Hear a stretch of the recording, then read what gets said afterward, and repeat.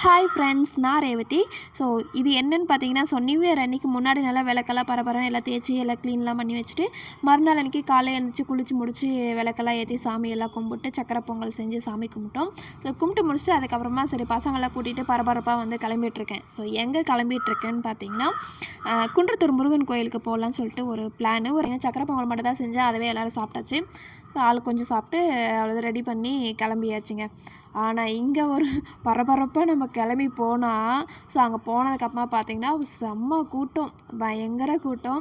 நான் வந்து ஒரு பெரிய வீடியோ எடுக்கலாம்னு நினச்சி போனேன். அங்கே கூட்டத்தை பார்த்தோன்னே சரி நம்ம பசங்களை பார்க்கவா அதில் வீடியோ எடுக்க தான் சொல்லிவிட்டு, ஸோ வீடியோ வந்து நெக்ஸ்ட் டைம் எடுத்துக்கலாம்னு சொல்லிவிட்டேன். நம்ம ஒரு வழியாக சாமியெல்லாம் கும்பிட்டு முடிச்சுட்டு அதுக்கப்புறமா கீழே வந்து ஐஸ்கிரீம் எல்லாம் கேட்டாங்க.